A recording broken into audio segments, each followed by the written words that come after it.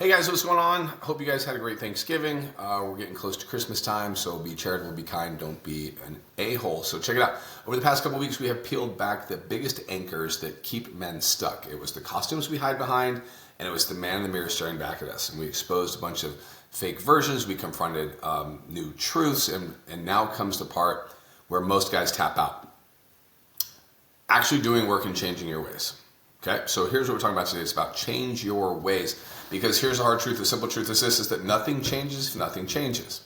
And Chase Boyd, if you're watching this, yeah, I pulled this from you because you say it all the time. But it's facts, man. I'm going to say that again. Nothing changes if nothing changes.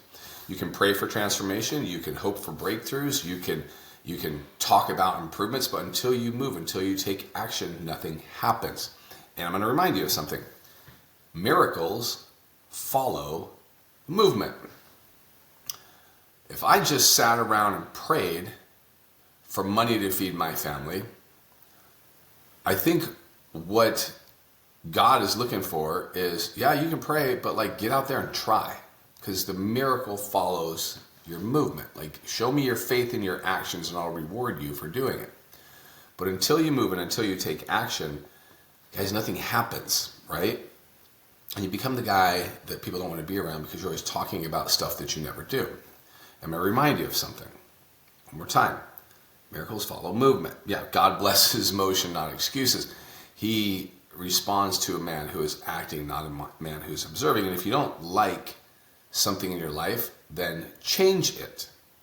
Like, I'm 50 years old, and here's where I'm at with that. If there's something in my life that I didn't like when I was 20, I may not have known how to change it. When I'm 30, I may have I don't want to disrupt thing. 40, hey man, this is kind of status quo, this is what's going on in our neighborhood, I'm just going to grind with it. And 50 is like, nah man, if I don't like it, I'm out. I'm past all of the BS of it. So if you don't like the state of your marriage, then you change the way that you show up. Here's an example. Instead of walking through the door distracted, put your phone down. Kiss your wife before you kiss your kids. And ask her things like, what do you need from me tonight?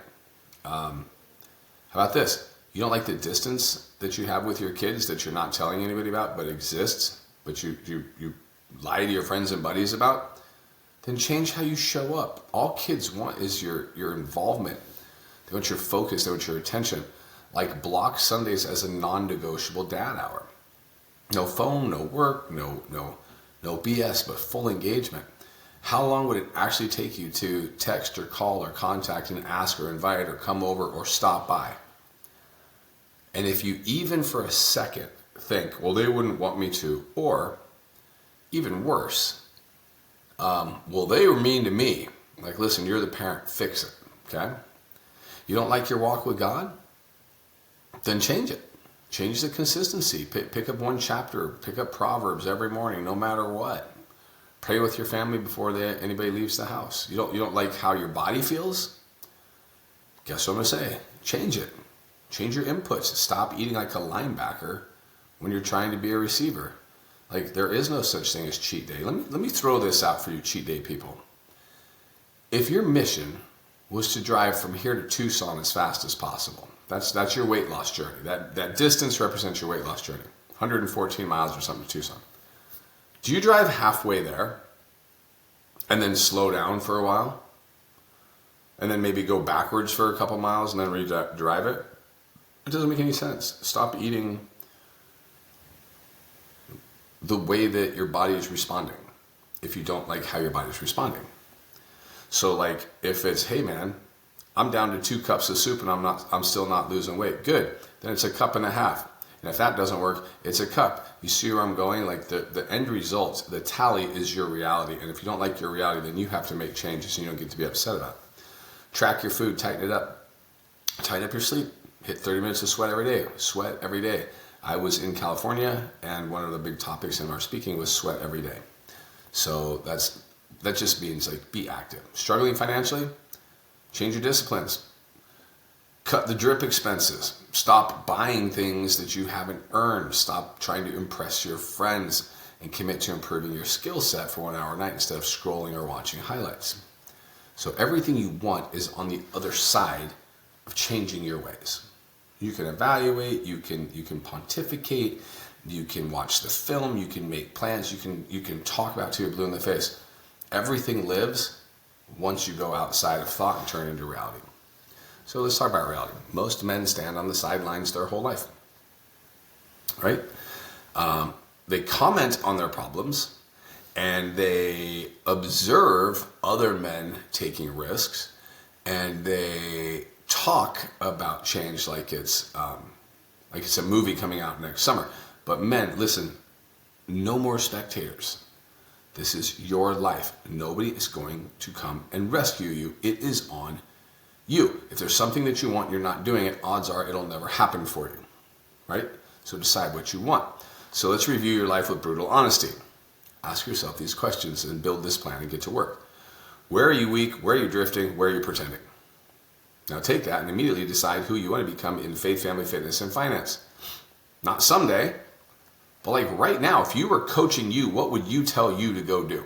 And that's the question I'm going to ask you Tuesday morning. If you were coaching you right now, what would you tell you to go do? Okay?